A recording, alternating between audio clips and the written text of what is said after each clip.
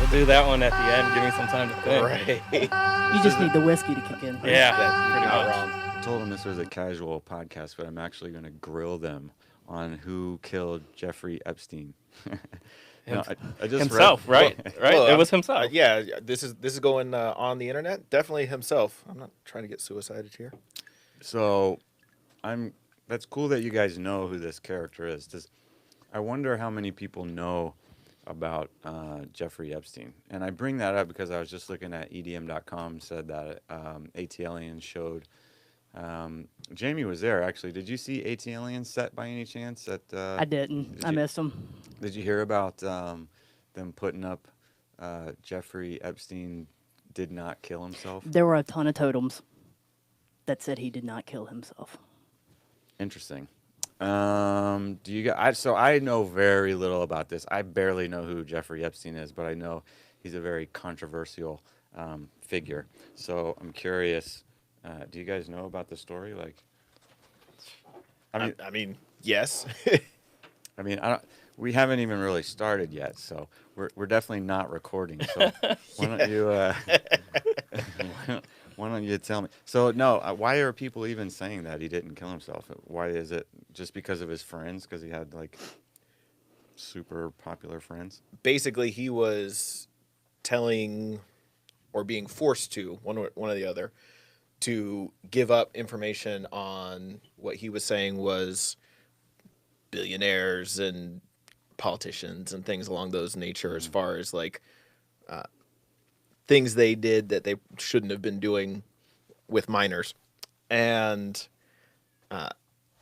he somehow, in suicide watch with multiple guards with a video system, supposedly committed suicide and no one saw it. Supposedly both guards fell asleep. Supposedly the video system malfunctioned, which is in a federal prison with state-of-the-art equipment and everything. That all magically happened to the person who supposedly had the keys to the kingdom to bring down some of the most powerful people in the world. Yeah. And it just seems like a couple too many coincidences. Supposedly, hypothetically. That does seem like a lot of coincidences. Are you into where does your meter lie in the grand scheme of a conspiracy theorist? Like, do you think we landed on the moon and all that shit? A lot of that stuff, I'm just like, it seems like we did. Yes, it seems all like that. Hey, man, the Earth is really flat, okay? Sorry to all the flat Earth theorists out there. Yeah. Yeah, like, we're going to have fun on this one. Well, let's begin. Let's begin, actually, shall we? Looks like everything's rocking and rolling. We got Jamie back behind the controls. Jamie is the newest, most incredible asset to the podcast because she just goes to all the dope shows and can report back at the ones that I can't get to. And so she just rolled in straight up from EDC Orlando and came right here. So thanks for being here, Jamie. Indeed, thank you. How was it? Let's talk to her first. It was good. Friday night was cold and rainy, so I kind of pussed out and wrapped it up by about 9:30, 10. Mm-hmm. I felt like a loser. Saturday was much better. It was first EDC Orlando that was full 3 days. Mm-hmm. So it was awesome. I had not been to Orlando before. I'd been to Vegas. I did like how they structured the time slots. It was done by midnight. I'm like, I don't have to stay up all night. Nice. It was great. So you got to see good shows, daytime, going in tonight. They had after parties if you wanted to hit it up.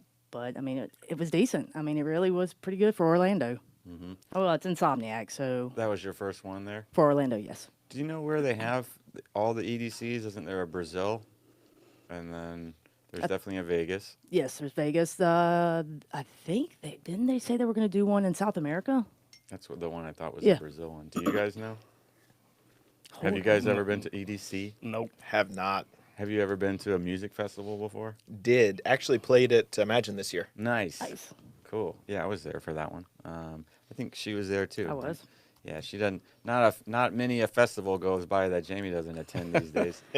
Does that make me a whore? No. It makes you. Well, when did you start getting into trance music? Is this a Back new when thing for Tiesto you? actually played trance. Wow. I know. So you're an OG then. Okay, Yeah. cool. That's good. For whatever reason, I thought you were like more newer, but that's really awesome. Yeah, you notice Tiesto kind of played. Tiesto and Paul Van Dyke and Armin van Buuren were like the top 3 DJs in the world, and then Tiesto decided to kind of change his sound, whereas Armin and Paul kind of stayed the same, and Tiesto ended up, going a whole another route. I'd say arguably he's way more successful than Paul Van Dyke as far as, I don't know, if you measure success in dollar signs, which I don't really, but he probably has a much bigger bank account than Paul. I don't know. I'd like to see those. If someone could please screenshot Paul Van Dyke's bank account and post it on the feed, that would be nice. That would be cool. I kind of grew up in the scene listening to a lot of him and Tiesto. Well, actually, I don't know why I just bull-faced lied to all of you. I didn't really listen to Tiesto at all. He wasn't really my thing. But I understand it now, really. I never got to see him play live, so that's probably has a lot to do with it. Because when you hear trance music, and you don't see it live, when you're first introduced, especially back in like 2000s and then the late 90s, Yeah. it doesn't make much sense until you're there around like a big body of people that's there kind of like experiencing it all together. It makes so much more sense. Like if you play a house track to, my parents who have never gone to a club a day in their life, their minds explode. How could you possibly, this isn't music. This isn't music. The Beatles are music. But anyways, we're going all tangent here. But See, I actually experienced Tiesto a completely different way.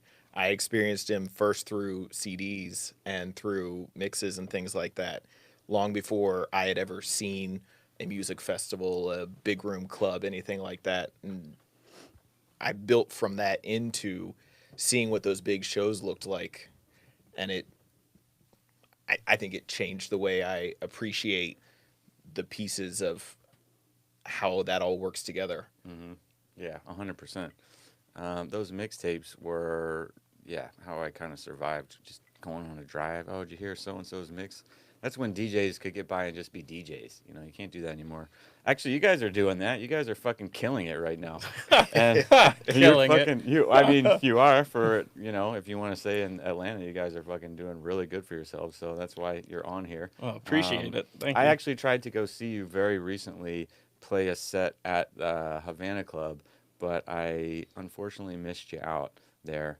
I was doing Sober October, and I walked in, and I wasn't going to be drinking any alcohol, and right as I was walking in, it wasn't you guys, but the DJ in the other room, I heard that Little John song, "If you ain't getting drunk, get the fuck out the club."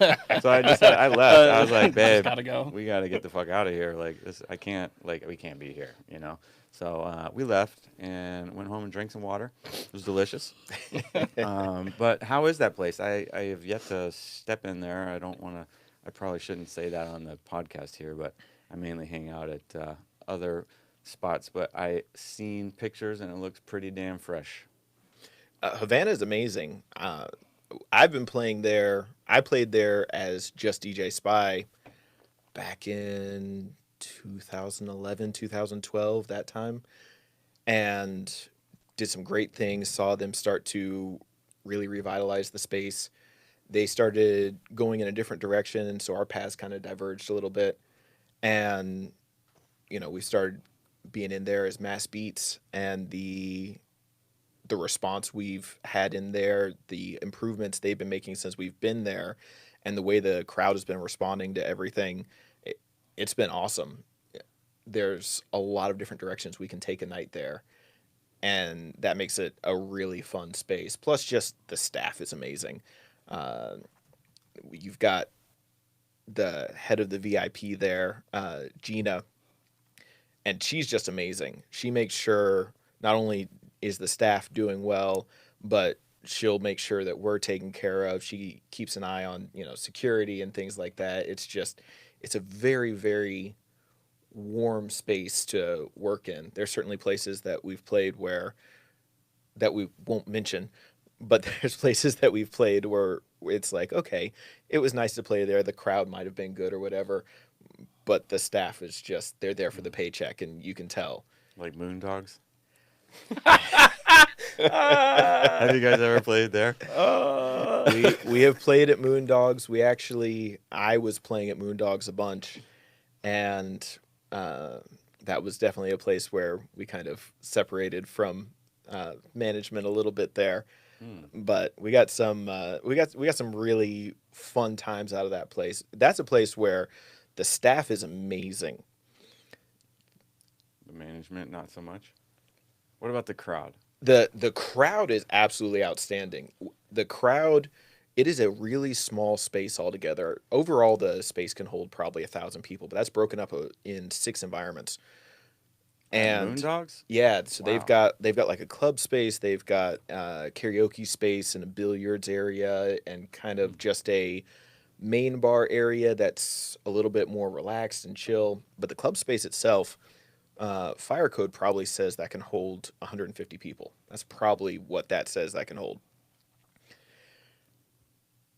We've definitely put 600 people in there, and the energy that crowd has is amazing. That was one of the places where we actually started developing our branding and going from 2 individual DJs into Masked Beatz. So, and the staff there, like I said, the staff is amazing. The bartenders there are absolutely awesome. They have both taken care of us as well as watch each other's backs and things like that just on a number of occasions. And so yeah, the staff is definitely something to be seen there. The crowd is awesome. We've been able to be fortunate enough to get to know some of the people that used to be regulars there and now see them all over the city, and just the energy they bring with them. It little spots of Moondogs everywhere. It's kind of cool. So do you guys wear masks when you play because you burn up the dance floor and that's the only way you could breathe? Go ahead, get into the mask story. So the mass actually came from Moondogs. Because there's so many people in a small space, the airflow isn't necessarily awesome there. And we were starting to have issues where we were having difficulty breathing because the way the DJ booth was set up, there was no airflow. And there was a lot of air that came into there and never left. So any cigarette smoke, any other kinds of smoke, haze, everything, like it sat in the DJ booth and started making it difficult for us to breathe. So we started looking at options to try and figure out how can we make sure we can continue to breathe while we DJ.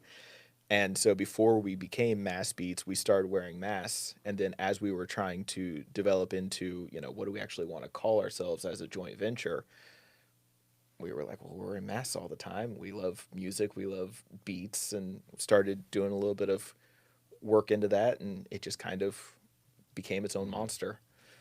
Well, I never even really introduced you guys, but we got Randy and John here. We kind of jumped right into the EDC thing and Jeffrey Epstein's Accidental passing. suicide. If you have information on the passing of Jeffrey Epstein, please email the Liquefied Podcast. But so I think you came to a stopping point on Moondogs, but I was hoping there would be like some hands up, don't shoot story. Oh man, hands up, don't shoot. Because that's why I brought it up.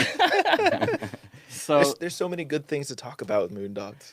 So hands up, don't shoot came from, we were playing there one night and I'm married, like we're both married, and our wives were there. And there's a girl who made her way into the booth. Mind you, it takes work to get into this booth. You have to get down on your hands and knees and crawl underneath the booth to get into the booth. So this girl comes in there to request a song or something. I don't know what she was doing. But I could see my wife just shooting darts at me. And I was like, hands up, don't shoot. I ain't got nothing to do with this. This is not my deal. Oh, the wives. I have one of those too. Yeah. She comes out and protects me. Actually, no, she's good. I love her. How's your drink? You want another one? Yeah, I think you do. Jamie, if you could please, maybe 2 proper 12s and Coke. Miss Joanna knows how to. Thank you. To whip those bitches up. But that's cool. Yeah, I know the drill about crawling in underneath the trying to get into the DJ booth. People don't belong. I bet she wanted the Dougie. She's like, I really need to learn how to Dougie. Will you guys teach me how to Dougie? I forget what song she requested. It was awful though, but then she wouldn't leave. And the DJ booth in Moondogs is already incredibly small. Like when we first got there, one of the first things I did was I reorganized it just so there was room for 2 people in there. Like it is tiny of all the booths I've played in. And so you add a third person in there, even a small person, there's no room. So yeah, as soon as there's another person in there, you've got to just be like, I'm not trying to do anything here. Do they have? Yeah, Is it 1 to 3 or half? just a shot in each, and then, yeah. Yeah. Gotta give Jamie lessons on how to make cocktails. She only knows how to make margaritas and mules, and that's it. But it's okay. Sounds like my wife's best friends. So you guys like? Do you guys drink when you DJ? A little bit. We'll usually have a shot at the beginning of the night, and then depending on where we're at, sometimes we'll have a mixed drink. Sometimes we'll have a lot more. It all depends on the place we go to play. When we play in Athens at Hedges on Broad, the owner there likes to see how much alcohol he can give us. And the Irish in me says I shouldn't turn down a drink because that's rude. You must love this proper 12 then, if you're Irish. It's actually really good. I'm enjoying it. Yeah. Like, you ever had it with the pickleback? I've never had proper 12 period until today. Oh, you gotta try it plain then. If you've never had it, you can't just have it in Coke. You gotta have that shit like straight up, man, with that fucking Irish hair on your chest. But yeah, we'll have her bring you in like 6 or 7 shots. So okay, so if the night's going good, you might drink a little more.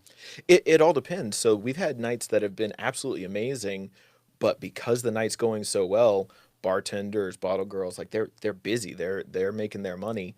So we'll just kind of sit back and not interfere with that. And then so sometimes because the night is doing so well, we drink less.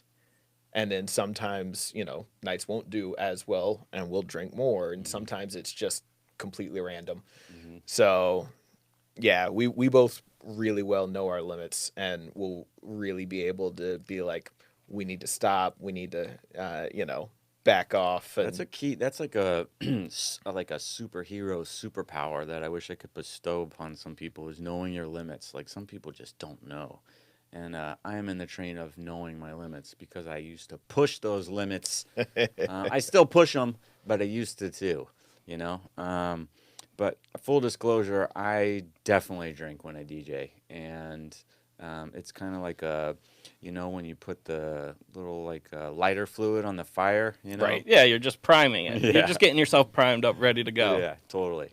And I like how you said in Athens at Hedges that the manager tries to get you guys wasted because I actually started my DJ career in Athens, or actually let me say my more serious DJ career. I actually started at Dave & Buster's, oddly enough, when I was 18 years old.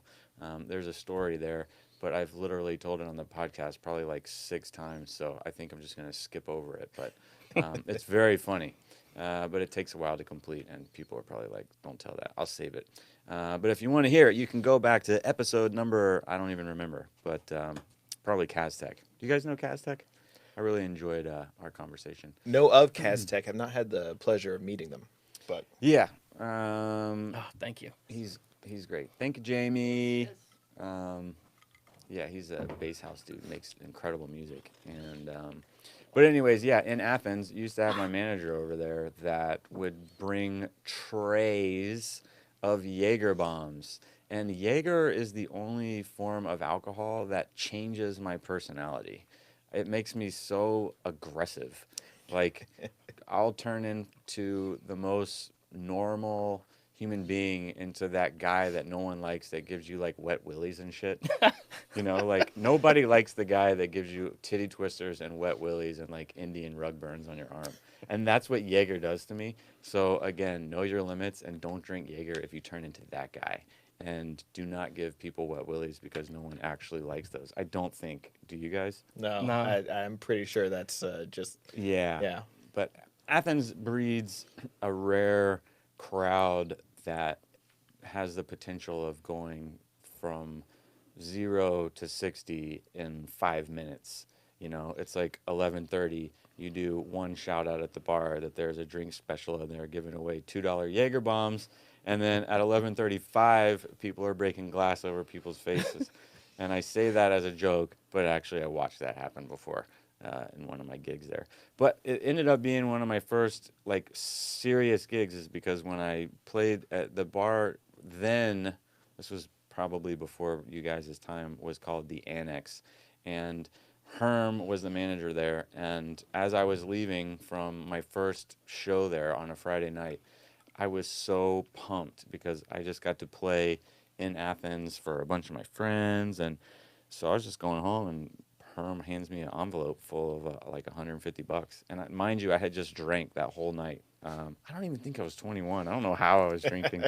It's Athens. No one cares. Yeah, I was like 20 at the time. I wasn't, yeah, and I was DJing, drinking like tons too. Like, I mean, Herm would come up there like he would just be up there the whole time. I don't even, if I drank as much as I could drink then, now, I, I would have a problem. I would have an actual drinking problem. But yeah, he hands me the envelope, $150 in there, and like my jaw basically hit the floor. I couldn't believe that I was getting paid $150 to do what I just did. And he told me like to come back like every Friday, and I was like, boom, I figured out like what I want to do. Like I know Right. I'm getting a degree here, but like the degree can go fuck itself because I'm a DJ now, and that's what I'm just gonna do. So I didn't exist there when Hedges was there, I don't think. Tell me about Hedges. So Hedges used to be Bad Manor, which used to be something else. And I don't recall exactly what it used to be, but during my time in college, it was always known as Bad Manor. And Hedges is a lot of fun. Hedges has that nice big room feel. And Oh wait, does Huda play there? he does. Fuck yeah. Dan played EDC. He hit me up from EDC. I need to call him back. He kind of pissed me off the other day. So, Dan, if you're listening, you fucking pissed me off, dude. But he plays at Hedges, man. He's fucking total murderer. Okay, so now I know. I can see the picture, so I know what this place looks like. So, yeah, it's got the big room feel. It's got, like, the projector. Balcony and shit. Cool. Yeah, you've got the projector, you've got the two side projectors, and then you've got the wraparound balcony. It actually feels like just a slightly smaller opera, which is now Domain. Yeah. So Have you been there since it's Domain? I haven't seen the redesign yet. No, I've heard amazing things, but I have not actually seen the redesign. Have you? I have not, but I have heard amazing things. But I've heard amazing things about Hedges too, man. So how often do you guys play there? We play there. It kind of varies. Do you wear masks when you play there? We actually don't wear masks when we play there. They don't like the actual mask look so much, just because it's a very college crowd, and they have concerns that a college crowd that doesn't necessarily know who we are is going to get the wrong idea and get scared away. So we don't wear masks. We play exactly the same kind of set though. So, but that's probably the only place we don't wear masks. But it's an amazing venue. They spend a lot of time and energy trying to continue to update it, and the crowd there is fun. We actually played New Year's there, and New Year's was insane. We got there like 2 hours early just because we were, not sure exactly what traffic was going to look like and things like that. And we got set up, and like an hour before we were supposed to start, they were like, "Can we go ahead and open the doors?" And we were like, "I mean, sure. Like, we've got music for days. Whatever. We'll play something." Within like 15 minutes, the entire bottom half was full, and by the time we were supposed to start playing, the entire place was at capacity. Oh man. And it was insanity. It was not remotely what we were expecting, because they were like, "Yeah, we usually do okay on New Year's," and they were literally just slammed start to finish, and it was insanity. it was not quite as slammed as when we actually got them shut down. Yes. Yeah. When Shut down hedges. So when we first started playing there, this was probably 2 or 3 years ago. This is when they were first starting to do Friday DJs, and they had a regular DJ there that was solid, but he was a known commodity for a while. So we'd been in there for about 2 months, and people were starting to get to know us, but they weren't used to checking count at the door. And so apparently we were something like 50% over capacity, and all of a sudden, like, our music just dies. Like, and I'm sitting there and I'm immediately looking around trying to figure out, did we lose power? Is a cable come undone? What's happened here? Next thing I know, one of the managers walks up and he's like, "Yeah, we've got to get everyone kicked out." I was like, "What are you talking about? We've got like an hour left. This is at like 12:30, 1 o'clock, Oh, and hedges man. goes till 2." I was like, "What are you talking about?" He was like, "Yeah, the fire marshal just shut us down because we're massively over capacity." Oh shit. The fire marshal is like fucking Buzz Killington. He's always like making people have a bad time, but he's probably saving everybody's life too. See, what's worse though is sometimes they know they're doing it. Like, I've seen fire marshals that will like work with you, and especially like in around Atlanta and whatnot. There's a lot of times like I've been told by management, we've got to tone it down. Fire marshal, sir. Right. We got to tone it down. We got to, get some people to leave or whatever. Okay, cool. We'll play some stuff that we know people aren't as much a fan of, so we just bring the energy down some, and the people who are already too drunk will leave, and it'll be good. This fire marshal, like, you could see on his face, he was just like, "Ha, I can't have a good night, so you can't have a good night either." Yeah.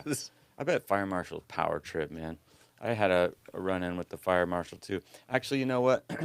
That story I passed over earlier about like the first time I ever DJ'd just happened to be on New Year's.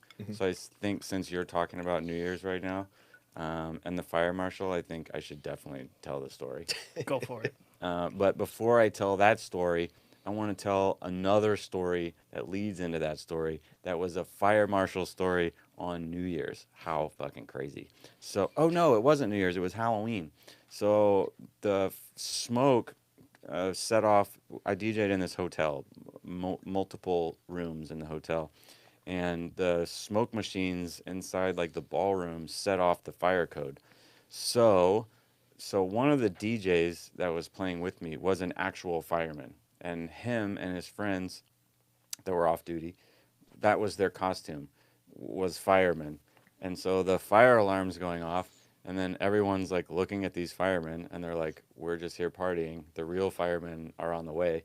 So it was a bit of a weird kind of controversy, but my takeaway from that is everyone was leaving in a dashing hurry to get out of this room and go up these stairs. And I kid you not, there's 500 people behind me, and I'm trying to walk up this stairway that only like 2 people can pass.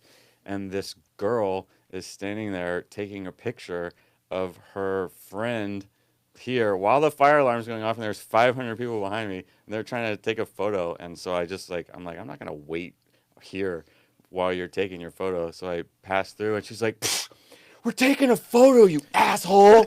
Road. I'm like, what is wrong with the earth right now? None of this makes sense. How are you taking a picture and the fire alarm's going off and you're mad at me? But anyways, I told that story so I could tell this story. I love telling stories, man. DJs like have some good stories, and I have a lot of DJs on here all the time, and they don't want to like open up and really tell me about that time they saw that girl who had too much and took all her clothes off and then started beating some guy's ass. I know it happened, but people are too like, they don't want to say the wrong thing. So listen to episode number 1 with Mayhem. He has some good stories. He wasn't afraid to speak his mind. Sorry, I'm rambling here, but I have a really good one on New Year's. How dare you talk on a podcast? I just don't want it to be all about me, like you guys are here. I can't wait to hear how you guys kind of got started and how you guys met. But first, me, it's getting hot in here. Is it? Yeah, no, just me, kind of. There's a fan right there, actually. You want to hit that button? Yeah, so my first gig of all time, I was a waiter actually at Dave and Buster's, which was actually Jillian's at the time. And New Year's happens, and the guy who was supposed to DJ there got another gig, so like totally bailed on Dave and Buster's and went and did his gig. So, they're like, "Oh no, we're totally screwed. What are we gonna do? We don't have a DJ." Well, my friend had just gotten turntables for Christmas that year, and so I totally played on them like once or twice. So I was like, "Yo, I could totally DJ this New Year's for you guys." And so they didn't have any other options. So they're like, "All right, Bo, you're in." Boom. So luckily, this was the type of place that just had tons of their own CDs there. Like I didn't have to bring a laptop. It wasn't like, bring my own stuff. I was just there, and all I knew how to do was play CDs and fade the volumes in. I couldn't beat match. I couldn't do any of that. I just knew how to play Jump Around by House of Pain. Anytime I was struggling, you just play that song, by the way. That works. Michael Jackson, you just play that, you're good. Doesn't matter. The Humpty Dance, every time. So that's what I'm doing until the manager comes up to me at about 11:55 and hands me the mic and says, "Oh, yeah, by the way, it's New Year's. You got to do the countdown." And I'm like 18, never talked on the mic before. So I was not nervous DJing at all, but trying to get on the microphone, I was having a damn panic attack. So I'm like about to hyperventilate, and then I finally see that there is this touchscreen control panel that has all these sound effects on it. Now, this is a true story. I have no idea why this thing existed, but it was actually a touchscreen control panel with sound effects in the DJ booth. It was just there. I wasn't questioning it. But one of the things is crowd applause. So my 18-year-old self says, "Okay, I'll say Happy New Year, and I'll hit crowd applause, and then everyone will go crazy, and then it'll be like, yeah, I did a good job. Woohoo." So I'm like playing this over in my head over and over again. Like, this is what I'm going to do. Okay. I'm like, okay, it's 11:59. And so the club actually is part in a bowling alley too. So there is TVs on every single bowling alley. They have New York, like the ball dropping. So New York's on every screen. There's a game room, a pool hall, just like there's literally 1,000 people in there. And then there's the New York on every screen. And they have my voice piped through the entire place. And I'm staring at the screen, holding the mic, holding my finger right over crowd applause. It was a touch screen, so I couldn't have my finger on it. I had it hovering over it. But I didn't want to look at it because I was trying to time it right with the TVs. So when I said 3, 2, 1, my finger had actually slid over a little bit, and I hit Tarzan. And I said, "Happy New Year." I hit Tarzan, and he came through the whole restaurant like, and I just turned red, and I ducked down behind the thing, and it was on like the loudest level possible, and everyone was staring at me. So I hit it again to turn it off, and it just started it over again. Right. And then the manager comes over to me, and he's like, "Are you fucking serious right now?" And I'm like, "Ah." And then they hired me, the next day, and then that's how I kind of got my start. But how did you guys get your start? Not to one-up your first time ever DJing story or anything, but that's kind of a tough one to beat there. So my first time DJing, I don't know if it was better, but it was worse in a way. Mm-hmm. Just as horrible? Just as bad. So when I was 14, I was always just kind of known as the guy who had music. I'd never thought about DJing. Let me back you up right there. What did you have? What was some of your like interests and as far as like the music what were I had? you into like growing up, like so to make it so you were the guy that had all the music, like? I did a lot of stuff with computers. I just really enjoyed music. So every time I had spare money, like I just constantly was buying music. So there had just been a few times where I had been like, "Oh yeah, I'll bring a CD," and I'd put in a CD that was just, whatever random stuff. And people were like, "Oh, that's really good." And I was saying specifically like what artists? Just everything, you just love it all, huh? It's okay if that's what it is. At that point, I don't even remember. It was so much different. When I was about 18, I actually started a job and was introduced to the guy who at that point was my boss, and he was who introduced me to all the music that I'm into now, as far as that was where I started learning about Tiesto, Paul Oakenfold, and just all the different house and trance artists. He was huge into that scene, and so he just had 100 different CDs, and he was like, "No, you have to listen to all these." And so I just started listening to that constantly. But when I was 14, I don't even remember what it was. It was that Christian stuff, I bet. It probably was. Don't even lie. It was that Christian stuff. I grew up in all sorts of a conservative household, which is probably why I didn't know anything about DJing. But so I go to this party, and the whole reason I went to this party was there was like 2 different girls that I wanted to talk to, because at that point I was 14. I wasn't trying to date anyone. So there's like 2 different girls I wanted to talk to. Neither of them showed up. They were supposed to show up. Neither of them showed up. So I had my whole book of CDs because they were like, bring music. And I was like, sure, I'll just bring my CD booklet or whatever. Well, there wasn't anything for me to do. I didn't like any of the other people, which now that I'm thinking about it, is probably why the girls didn't show up, because they probably didn't like any of those people either. And so I started playing, CDs, and I didn't want to talk to anyone. So I just hung out over there by the CDs. And then I was like, I wonder. So I got like a Walkman. So I had like this CD boombox hooked up to an external pair of speakers, and I got a Walkman, and it was the dumbest form of DJing you could do, where literally like I had a pair of headphones that I borrowed from someone. I would listen and figure out which track I wanted next. When the one track was ending, I would unplug the speakers and plug it into the other CD player and hit play. And like that was what I did for like half the night. And I was like, Is that how you guys DJ still?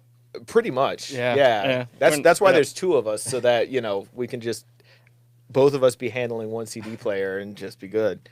Because I know you don't use like CDJs when you play, right? It depends on the venue. So for places like Havana and stuff like that, they want us to use CDJs, and we do. We use it in a slightly different way than most people do. We do everything through virtual DJ, which a lot of people will look at and be like, "That's horrible." Mm-hmm. I almost just kicked you out. That's fair. That's fair. Except for the fact that I've had like sound engineer after sound engineer go through and listen to the different stuff and be like, your stuff actually sounds cleaner and higher quality than the people bringing in Serato. Fuck yeah, powerful fucking virtual DJ. I mean, there's a reason it's the #1 DJ software in the world. The U.S. is the only country in the world where it's not the #1 software, and that's just because Serato's marketing team is amazing. Like, hats off to Serato. They're from New Zealand too, which is hilarious. They're here in the States. Oh yeah, no, but they absolutely, Serato's marketing team has absolutely killed it, just being like, we're the professional option. What else would you use? Duh. And so, but I've been using virtual DJ since I started learning about DJing. And so now we can use that with multiple setups. So we'll use my setup, which will be hooked into like the CDJs in the mixer, and then his setup, which can be different either controllers or hooked into another set of CDJs, and then also running into the mixer. And it gives us the flexibility to do whatever we want to do. Mm-hmm. If so we want essentially you have 2 DJ setups there. A lot of times, yeah. A lot of times it'll be 2 full DJ setups and just routing off that. So it's not quite as entertaining as the first time DJing, where, just literally unplugging and plugging in. Like, I still think back to that, and I'm just like, that was so horrible. And then like times after that where I was like, well, okay, I'll use 2 different, I was like, I can use computers because I know computers, and I'll use computers.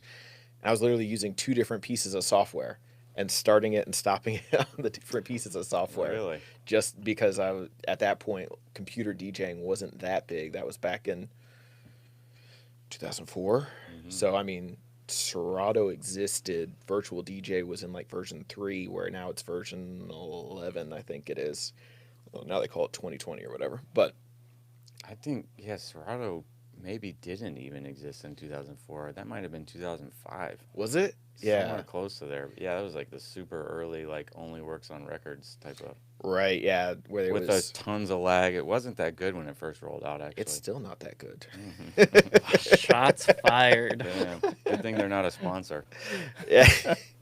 Is there any sponsors we should make sure we We do have some sponsors actually. They're just actually new to this episode, so why don't we just crush the sponsorship right now, which we normally skip over the video and we do in the beginning in the audio. But for those listening to the audio, you probably already heard this, but we're really excited to announce Excellent Studios partnering with the podcast out of Hollywood. So they make some excellent sample packs at XLNT Excellent. They didn't want to spare money on the extra words there to spell excellent right.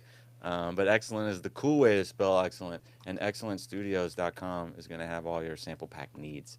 Definitely go check them out because if you haven't noticed, like I have, a lot of the same samples are getting in the same songs. Like I make songs and I get a lot of samples off Splice, and so does everybody else. So it's tough to be original. So check out Excellent Studios and get some sweet new samples that not everybody has.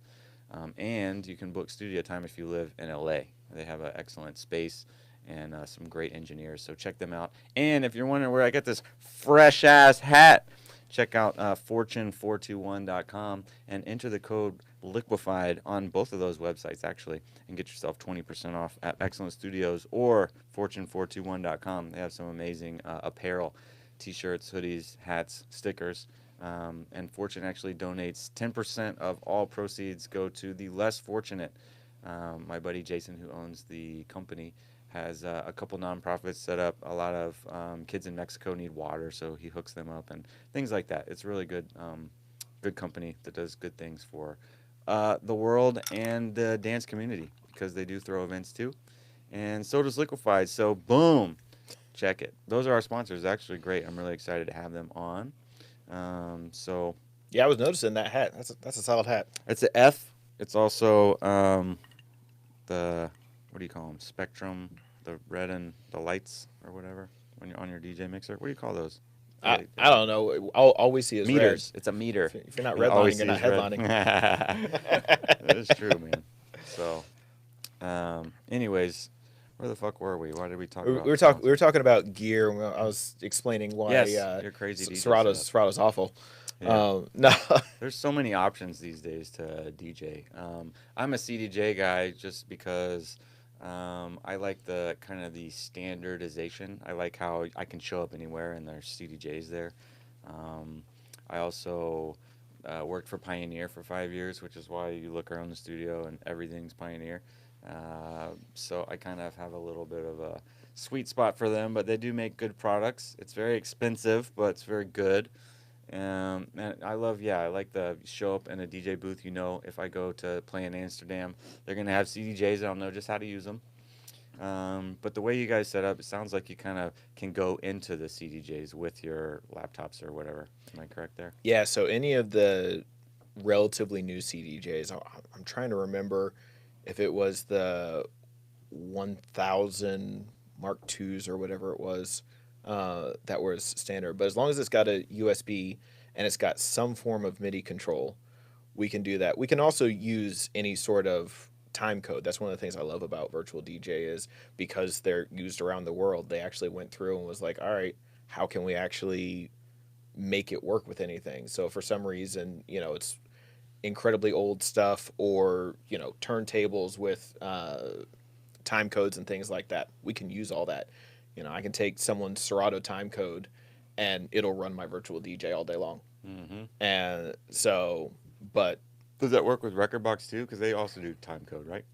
I think it does use, it will use Rekordbox's time code. I'm not totally sure. He thinks. He doesn't really know. That one I don't know, just because no one's ever talked to me about Rekordbox time code. Serato and Tractor were the two main ones that I was concerned about, as far as like if for some reason we get into a booth and they've got something that is not a standard setup, whether it's your CDJ 2000s or the Nexuses or whatnot. If there's something that's not that, can we still make our stuff work? Mm-hmm. And and I've got Serato loaded. If for some reason something happened, I could do that. I've got I carry Rekordbox flash drives. For some reason we need to use those, we can switch to that. So I've mixed on just about everything that you can mix on. Virtual DJ just What's works. you have all these backups for a reason, I'm sure. What's the biggest catastrophe you guys have ever had? Ooh, the biggest catastrophe. Randy, you can answer too, you know. I don't have any catastrophes. I'm always prepared. Killing it, this guy. Oh, Go ahead, tell them No. about the car break-in. Ooh, I had one of those too. oh, that's okay. That's your So catastrophe. That was a catastrophe that didn't actually affect that immediate set, but for a long time, I would carry huge amounts of backup gear. I always walked into a venue assuming everything was broken, and if I needed to literally replace everything down to almost like the breakers, as long as your breakers worked, I could make everything else work. So I had extra cabling. I had A Function 1 sound system. yeah, not quite. Although I did have multiple monitors that in a pinch could have been used as your speakers or what have you. I had backup lighting. No control. phones on the table. Oh, shit. That was me. That was me. Somebody's playing Xbox on my account at home. I can feel it. But no. So I had a backup lighting control system and lighting control computer. So if the complete lighting control system died, like I had DMX control in it. Like I had everything. And some valet basically figured out that I had this gear because he would see me take out my primary gear, and it was a venue that I wasn't allowed to self-park. I had to use the valet. Piece of And literally, like, you can't accidentally open my trunk, and it was always closed. And I get done with the gig, and this guy's like, "So, did you have anything in your trunk?" I'm like, "Yeah, I had like I have like $6,000 worth of gear." He was like, "About that," and supposedly the trunk had been opened and someone had come by off the sidewalk and completely emptied out. Mind you, this is a massive trunk full of gear, and somehow no one saw anything. And so we went through and ended up getting the valet company to pay for it because they were in possession of Yeah. everything and whatnot. Fuck And- yeah, they fucking had to own up. Oh yeah, no, it was a 6-month long thing, but it went through their insurance. Was that here in Atlanta? It was. It wasn't Shout, was it? No, I can talk about it because they're closed now. It was Buckhead Bottle Bar, the venue itself was amazing. Like they stood by me 100%. Like they had some cameras. They gave me everything they had. Like they worked with me everywhere they could. Gave statements to the police. Like they were amazing. The car company, who I won't name because they're not closed, unfortunately. They were awful, and you could just tell, like, even the way the valet gave the statement to the cop was like, "I can't prove it's him." I'm like, "I know." Like it was bad, but yeah, so that was $5,000 or $6,000 of gear just gone, which also included like my first branded laptop. Like we put vinyls on our laptop, and so it was Damn, you didn't have your laptop at the gig? I had my new laptop, so it was my first one, Oh shit. but I had my new one, so it was my older one, but it was the first one that I had branded, so it had like that sentimental value. Like it's what, like I've got pictures of it from like old college parties and stuff, like when I was didn't have any idea what I was doing and whatnot, and like so that was gone, as well as my lighting control computer and then everything else. And DMX was gone too? He wasn't in there no more? yeah, no. You know. Yeah. I'm just kidding. No, Fucking oh man, that was a hard day. I didn't sleep for 24 hours. I was literally just so upset because it felt so violating. Yeah, you just wanted to fight someone, huh? I did, like I was literally like, and then you've got to go through, and I had to go back through all my old receipts and generate all this stuff for the insurance. It was literally like 6 months. The car company ended up paying for it, right? Yeah, they ended up paying what was called fair market value. So I got like 75% of what it all actually originally cost, but considering I'd gotten use out of it and Well, stuff. thank goodness. Had they not done that, would your insurance have taken care of it? My insurance would have, and they were ready to, but they were like, "We don't want to process this because if we process this kind of loss, you're gonna have to start paying more because it will show you as a higher risk person. So, but yeah, my insurance company was like, yeah, this is covered. However, they should pay for it. And I was like, yeah, Awesome. they absolutely fucking should. That's so cool on both accounts that they paid for it and it was covered. Something very similar happened to me, actually. I got robbed on the way to a gig. They stole $7,000 worth of everything. And I call up the insurance company, and they're like, yeah, sorry, we can only reimburse you $200. And I was like silence for 20 minutes. And they're like, are you there? Hello? And I was like, but wait, I've been paying extra for like this special clause that covers like my stuff on the road. Like, what is that? What have I been paying for all these years? And she's like, oh, you have blah, blah, blah. Hang on, let me see. Oh, yeah, you're covered. Like, well, we can take care of it all. I was like, what? Why would you do that to me? Gosh, that was miserable. But yeah, I got everything back. Thank God. That's awesome. Good story. I love it that all came back to you, dude. Karma, man. Someone made out, though. That's lame. I have always learned just at this point, I've been broken into so many times. What's cracking, Jamie? Boss? Oh, yeah. Or Waters. We got everything. I'm an alcohol. Yeah, guy. we can do a little more. We do it. can see where the stories go. Cool. I love it. I might actually talk or say something. Yeah, let's not hold our breath on that one. To make it a little stronger. Yeah. Yeah. Well, yeah, let's, while she's gone, let's lead into Veterans Day. Happy Veterans Day to you there, Jamie. Jamie just got out of the Army or the Marines, I want to say, one of those two. We'll talk to her when she gets back. She's a very cool character, and she's really passionate about music. She's everyone kind of has their, what really speaks to their soul, and, for some people it's dubstep. For her, it's trance. For you guys, what is it for you guys?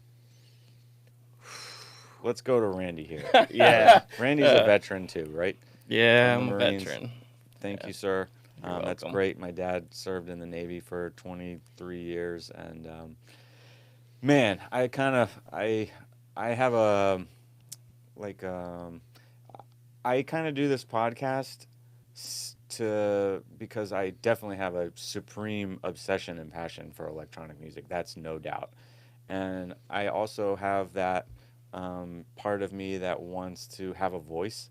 And I also have a love for people. So I love just all types of people, black, white, Asians, whatever you are is totally cool with me as long as you're cool and not stealing shit, But I definitely pay attention to the big picture, and because of my dad and being an American, I pay attention to the military and politics and what we're doing as a country and our policies and stuff. So it's really cool to just see people like putting in time for their country, So I don't want to say thank you for your service, because like I hear that people in service don't like that. Yeah, at least I'm one of them. Yeah. Like, so why? for me, it was I never did it for like the recognition or anything. Like it was just something that growing up I knew that it was something I wanted to do. Like I've always been one to like give back to everybody. Like I like to think I'm selfish, but people are like I'm one of the most selfless people out there, I guess. Yeah, shake your head in agreement. That's what I thought. Are we allowed to? Are we You're trying to keep allowed this show clean? No, I've dropped the F-bomb about 6 times. The only thing you can't do is shit on my desk here, but you can say anything you want. Fair enough. So yeah, no, he's an absolute asshole, but he is the nicest asshole you'll ever meet. Probably. I mean, my wife's nickname for me is Dick, so Swing. it is what it is. I swing for the fences with the tools I have, but no, I mean, I've never done it for the recognition or anything, or for myself. I always grew up with the thought that at least one person from every family should do it. Kind of like that old Asian, like you see like that old Disney movie Mulan, where they come and conscript like all the guys from the village to go fight the war or whatever. Mm-hmm. And believe it or not, I'm like half Asian, even though I look very, very Caucasian. so I always just had like those kind of values, like old traditional values like that. And so that was my reason for doing it. That, and I fucking hated school. Hmm. So anything to not go to school. Were you stationed anywhere? I was stationed in Philly, actually. It was called Willow Grove. It was a reserve base. So I was stationed there for most of my career, and then that base actually closed down towards the end, and we moved over to like Fort Dix, which I find the name comical. Yes, it is. Yeah, Been there plenty of times. yeah, but that's Were you in where. the Marines? I was there, Army. Army. Mhm. Yep. So we're talking about. So I was talking about Veterans Day, and I almost said thank you for your service. However, I've heard that not all service men and women really like that phrase, and so he says he's kind of one of them. I'm curious about you. So I think my bigger issue is discerning between Veterans Day and Memorial Day. So everybody lumps it all together and it's like, thank you for your service. And they're two completely different remembrances of sorts. I don't mind it because I recognize that people, that's the way they show gratitude. So I don't mind it. It's just when they mix the two up that I kind of like, Right. I'm not dead. Right. Well, here's my gratitude. I definitely know the difference. Why did you decide to go in and get out? So after 9/11, I felt that either I needed to do something or not bitch about it I was anymore. really close too, actually, on 9/11. I wanted to fight someone, and I would have Yeah, done I was pissed anything. off, Yeah, I was too. and I hated my job. So it was a win-win for me. So I joined. My brother was in too. So the day he came back from Iraq was the day I left for basic. So were you in the Marine Corps? Yeah, All right. Devil dog. keyword devil. Yeah. We should actually fight after this, all of us, all four of us. No, okay, I'm just kidding. I mean, I'm down. Anybody else? No, I made that extra strong. No, anyways, were you in Philly the whole time? I mean, that's where I was stationed the whole time. I did a tour in Afghanistan, and Whoa. that was interesting. I got stories from there that are not PG friendly or anything of the sort.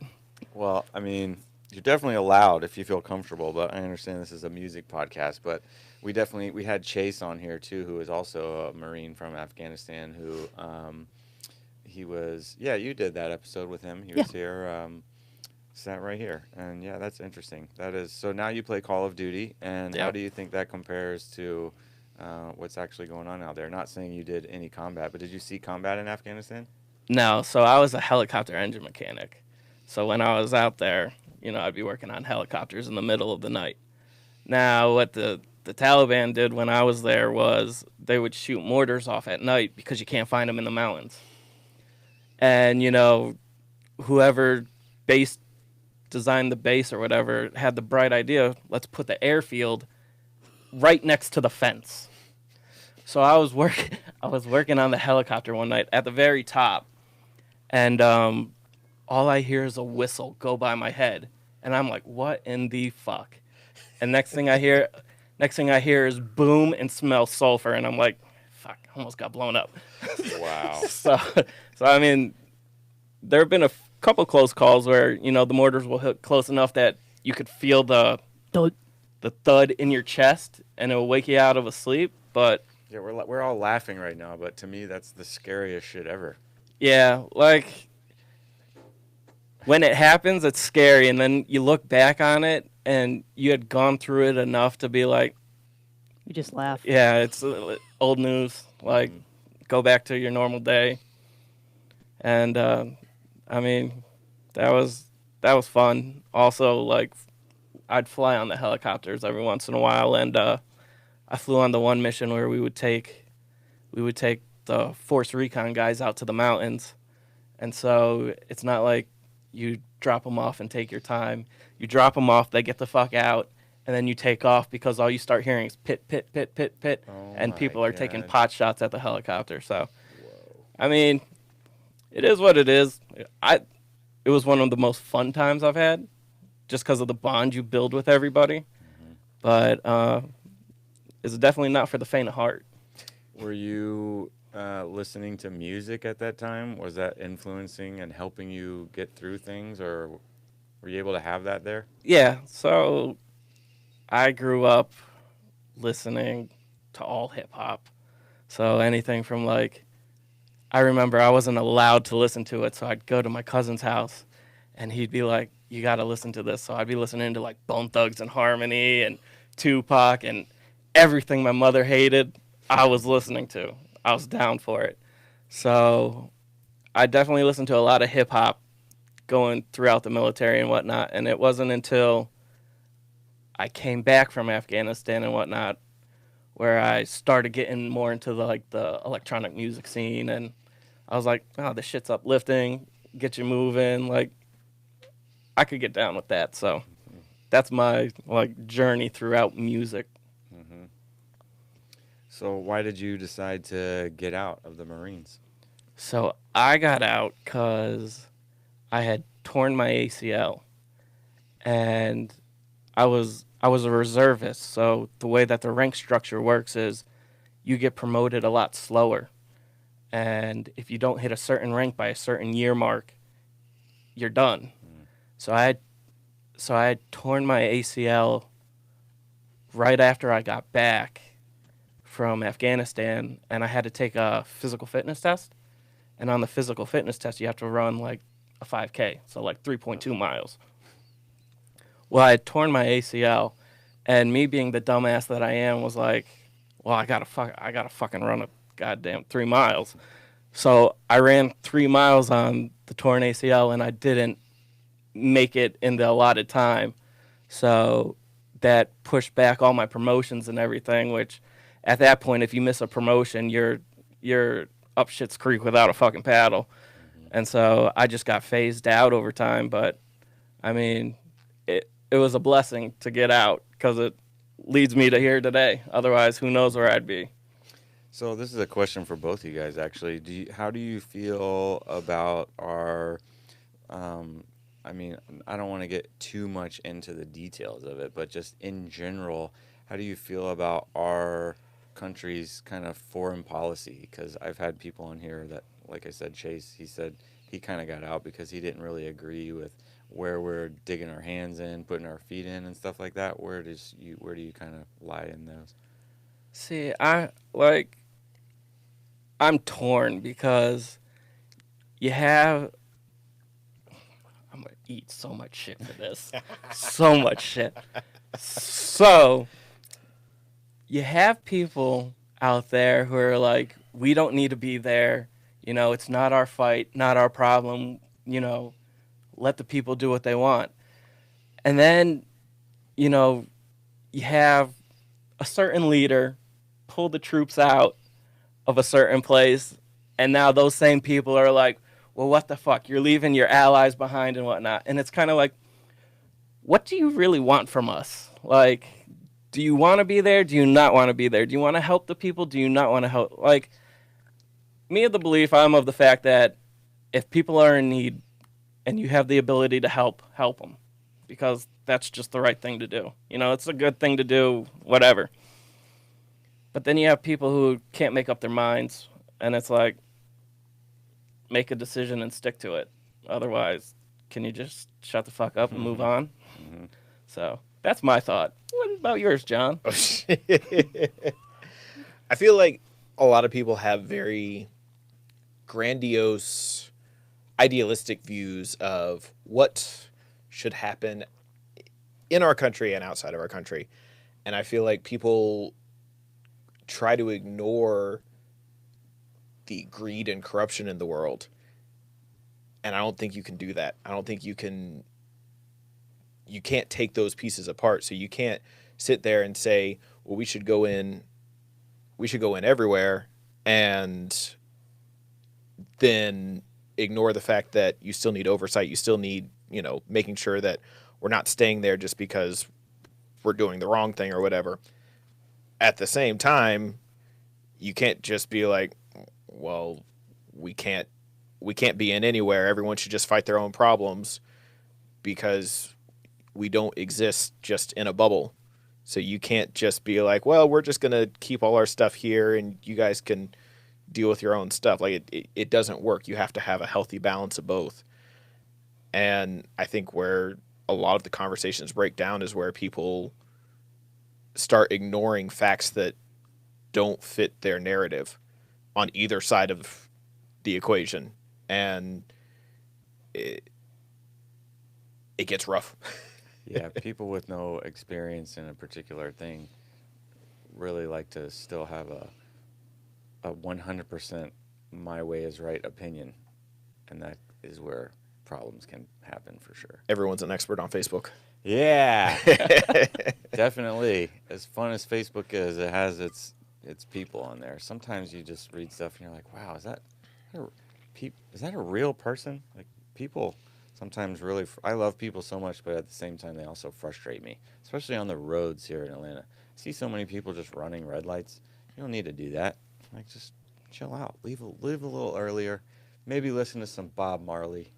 I know it's illegal, but maybe smoke a joint or something. Just relax. But yeah, people on the roads, man, you really get to see what people are thinking out there. Especially in Atlanta. Yeah, but yeah, to bring it back to Atlanta, though, I had asked you while Jamie was gone. I said, Jamie, she likes trance music. And then I was like, you know, where's you guys' core lie? I think we skipped over that. Oh, I think shit, we just did we? changed it. Yeah, You said hip-hop, but that's like outside of electronic music. Right. So what is your genre electronically that really just makes you want to get up and just strip? I like to headbang. I'm not gonna lie. So like any type of dubstep and all that Okay. type of shit, Mhm. like a hard bass line, Mhm. just rattles my loins. Okay. Yeah, I would say for both of us, like the electro dubstep trap, like honestly, like there's not a genre of music I don't love, just because I both love and hate any genre of music depending on the song.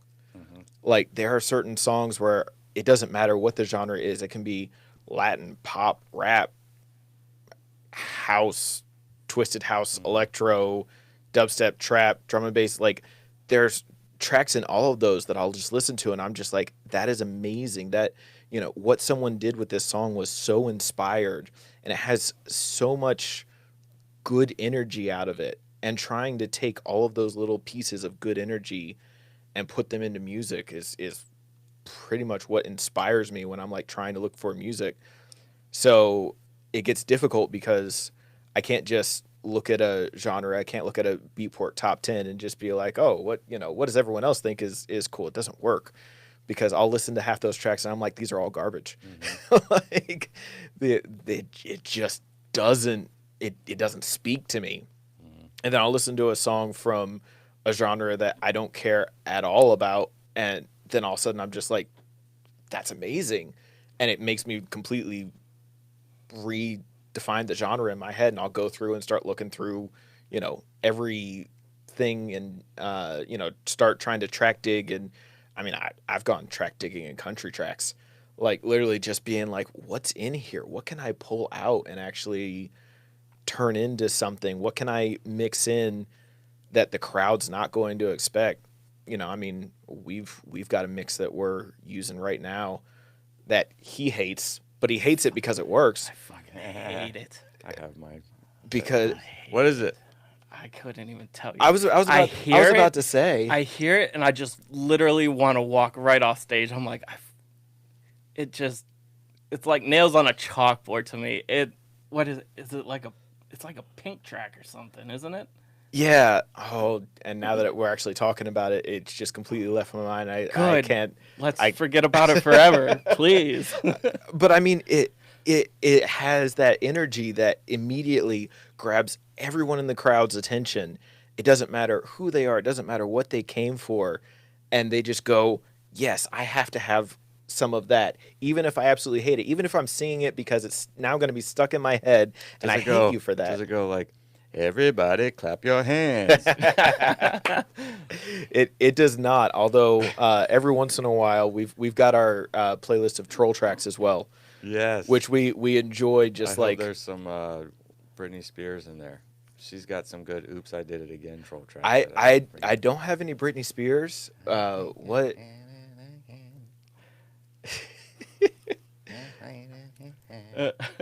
No, but we've got, I mean, of course, like, we've got turned down for what troll tracks, forever just because that just works. And we've got one troll track right now that we're dropping randomly that's got this huge, massive buildup, and it drops into Scatman. Yeah. And it's just one of those things that everyone's like, how dare you play that?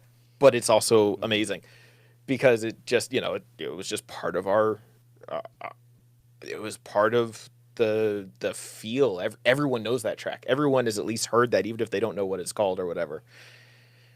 So, yeah, I mean, but if I'm just listening to music half the time, like it completely varies. I'll be listening to like Slander and Nightmares, Good Vibrations, or sometimes like a State of Trance. Although usually like I listen to the old ones because like the new stuff, it feels more radio showy.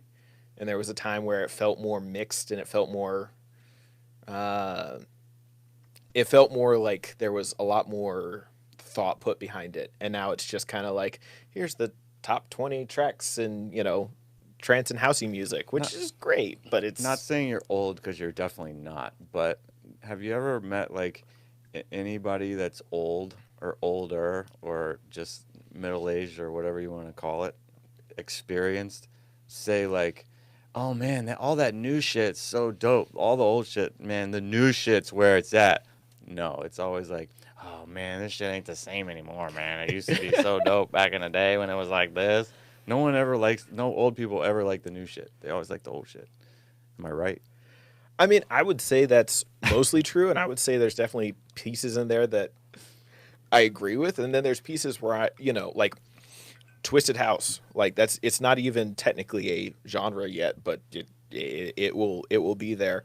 But like the ingenuity and the things that people are doing in that genre right now, that's one of the things that I love, is that they're taking that in a direction where I'm like, you're actually putting a lot of musicality in there. You're not just grabbing splice samples and throwing it together and be like, hey, I made a track, and it, I don't even know what Twisted House is. What's that? Oh, how would you describe Twisted House? Like house you play on Halloween and that's it? No, it's got like it's got like a twisted bounce to it. Like a good one would be like Laid Back Luke Party Starter. Yeah, like that track. You play that and everybody just starts jumping and dancing, and they don't even care what the hell they look like because I'm laughing on stage watching them, but they're just getting down to it. Yeah, no, and like I'm gonna completely butcher his name, but I want to say it's Johnny Blue or whatever. Work It. Oh yeah. Yeah. Like, so it's got kind of like a tropical house meets almost like an electro house feel. So you've got a lot of those like real melodic elements that you get in tropical house and things like that, like your Sam Felton and things like that. And then it just it has a lot more bounce to it. It's got bounce. So sounds pretty twisted. yeah. There's no better way to describe it that I could think of. So I want to go check it out later. How can I find a bunch of that type of music? Well, there's actually a mix show that you could go check out. It's called the Black Box, which has some different episodes that have some very housey feel. That's you guys, huh? That is us. Yes. Yeah. Where's the Black Box come from? So that came from a lot of different conversations. Do you recall where that actually started? Well, we were like, we need to start putting shit out regular. Like, and so we were like, well, because we're both strapped for time. Like, we both have day jobs, families, kids, all that shit.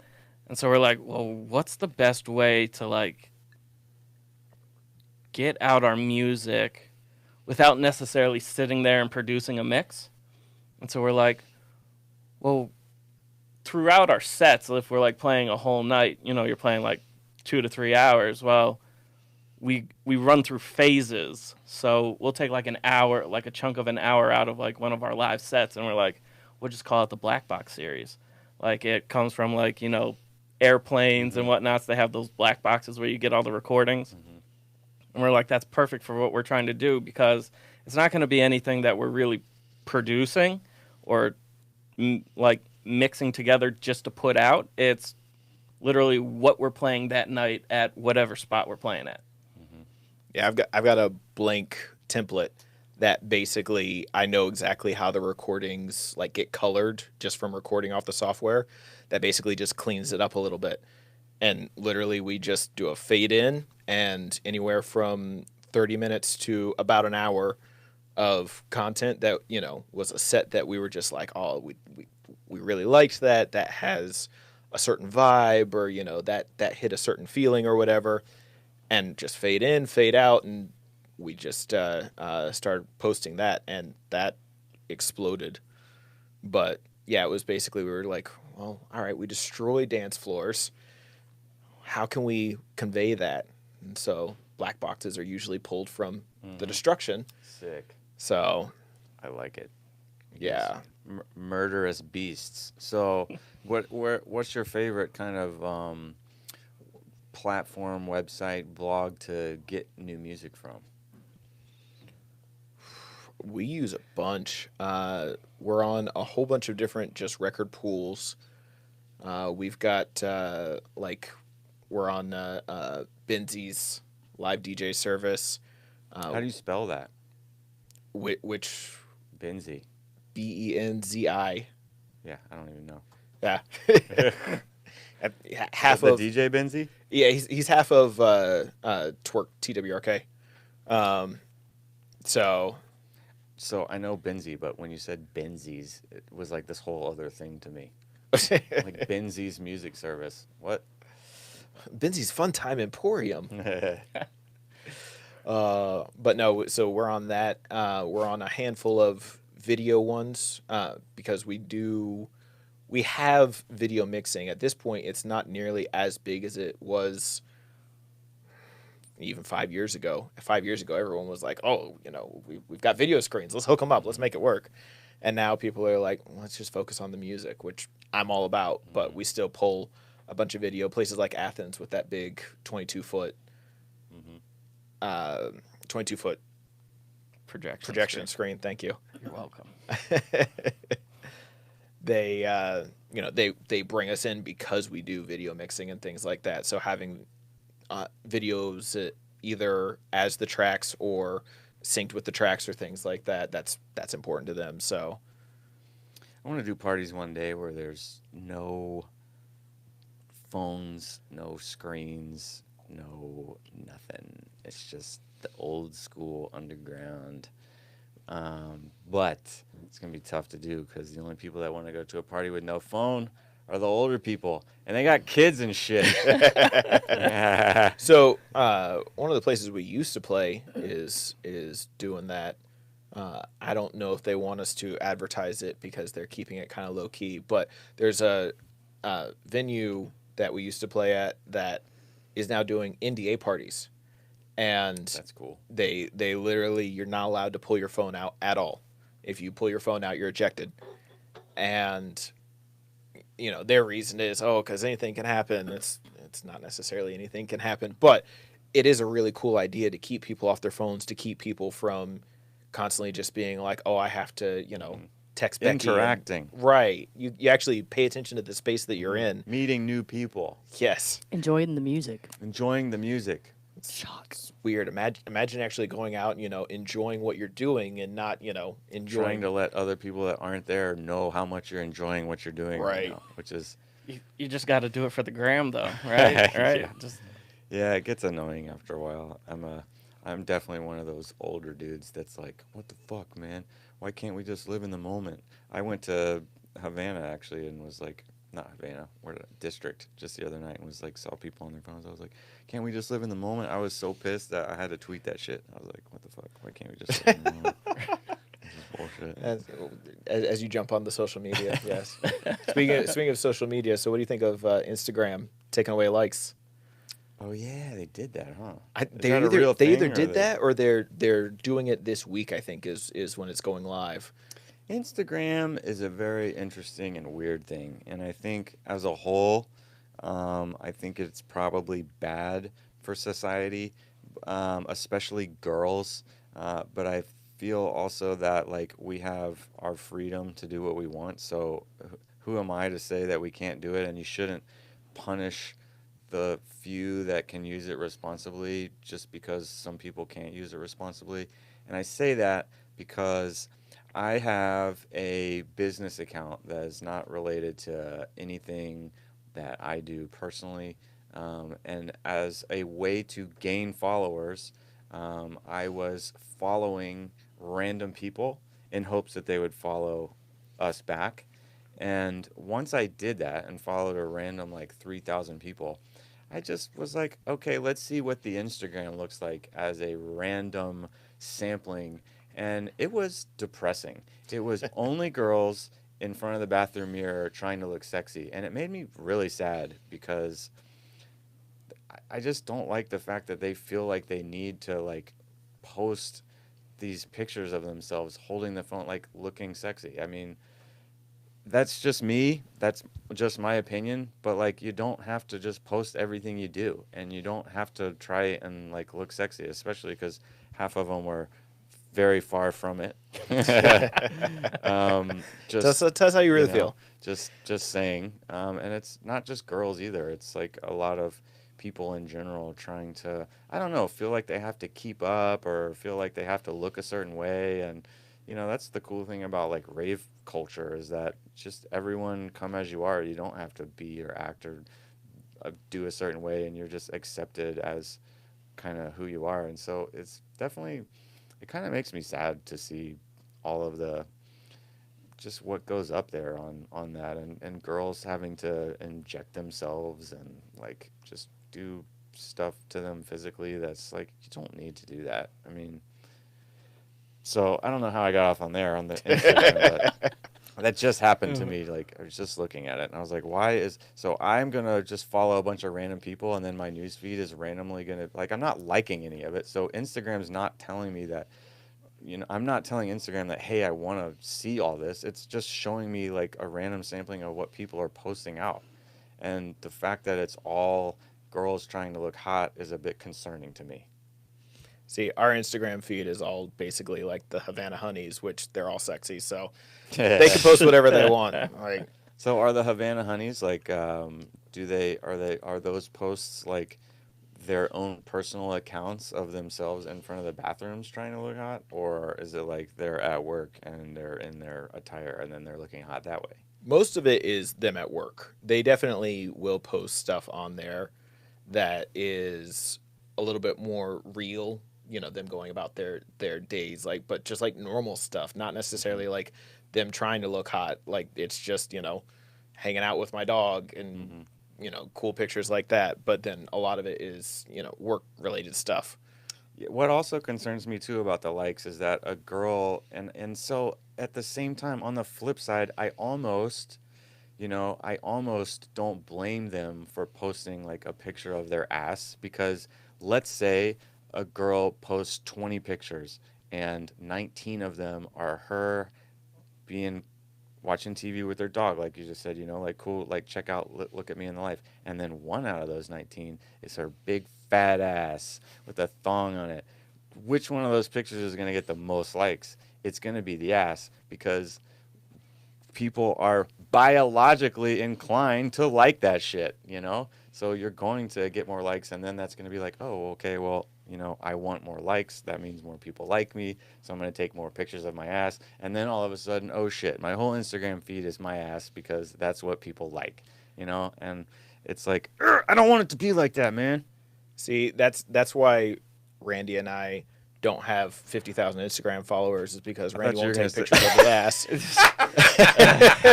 Come on, You should try it. Come on, man. all right, Just to see. We'll put a post up later. All right, yeah, we'll my be sure to ass. tag. Tag Liquefy. We'll tag Yeah. Liquefy podcast. My nice Put on white. your cheetah fucking thong. Look, we're right next to Swinging Richards. Like, Oh, yeah. we. And on that note, why the fuck are you carrying handcuffs, bro? Oh, shit. All right, so carrying handcuffs, actually, that's a fun story. That started out innocently-esque enough. So I carry handcuffs at this point now pretty much wherever I go. But that started out back at Sutra. Did you ever go to Sutra off of Crescent Ave? I did. Yeah. So back when Sutra was good. And That's not the Tapas place, right? No. Well, it's not officially the topless place. Oh, tapas, like Spanish tapas. Oh, like,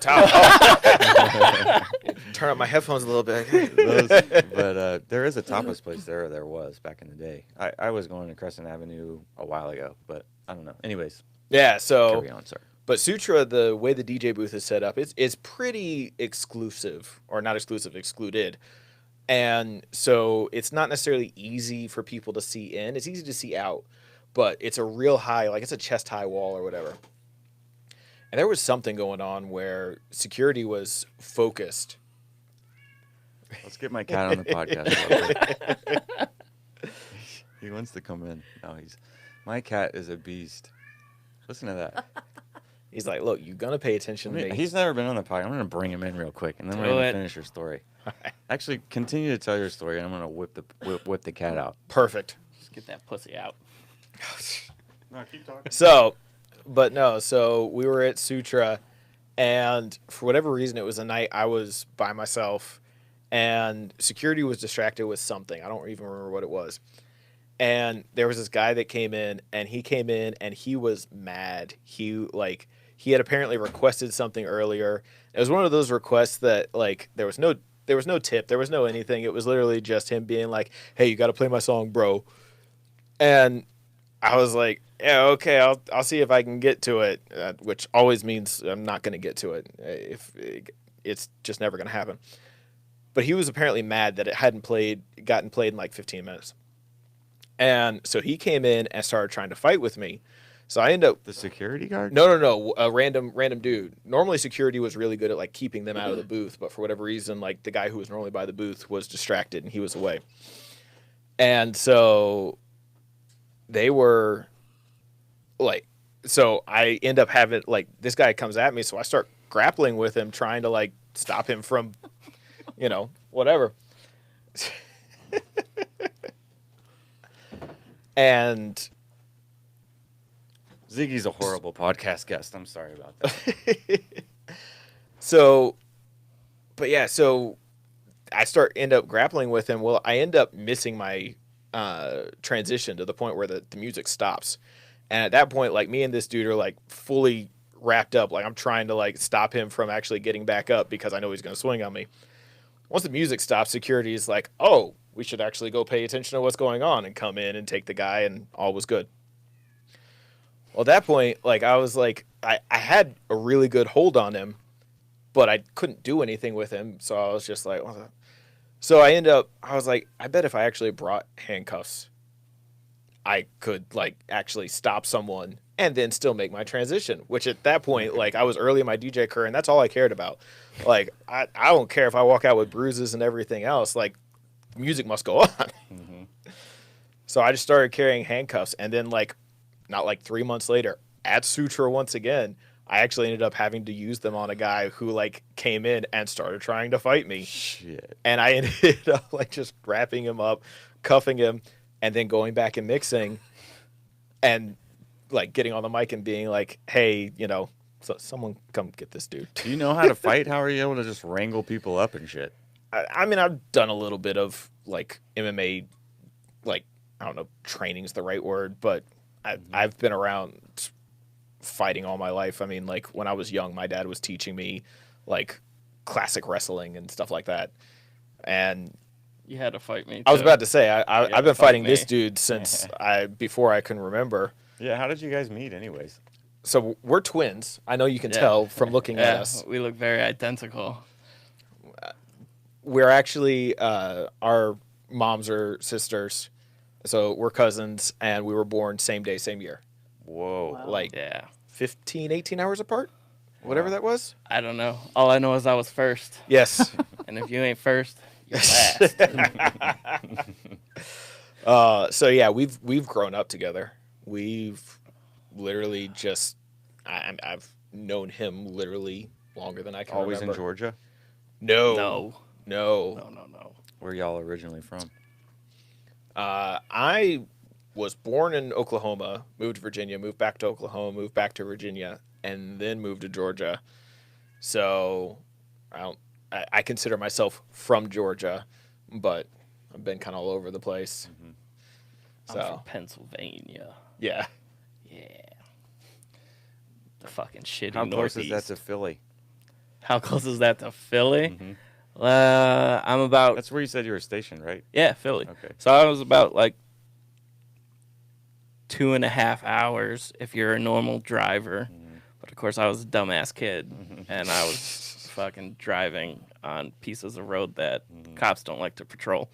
So I could make it there in like hour and a half. Damn, son. Yeah, I remember this one time. Me and my friends, we were going back to my hometown because Girls Gone Wild was going to be at a bar, and we're like, "Fuck it!" One night, we're just gonna go, go see Girls Gone Wild, whatever, see what kind of crazy shit's gonna happen, and then we'll head back to base in the morning. So I drove a 350Z. And my buddy drove. God, why can't I fucking talk? It's that extra It's that- strong drink. Yeah, it's that drink. He had a Golf GTI, and so like seven of us pack into the two cars, and we just haul ass up the interstate, doing like between 120 and 140 the whole way, no cops. Like nobody's on the road because it's a toll road, so you have to pay to be on it, and nobody goes that way anyways because it's a fucking shitty place to be. And made it there in like hour and a half. Driving back, hour and a half. Mind you, we go to this Girls Gone Wild event. Nothing happened. Don't see any. Like the girls are trying to flash and everything, and security's like, "Nah, you can't show your titties here." Like, what the How rude. How wild are you supposed to go then? yeah, I was like, I didn't sign up for this bullshit.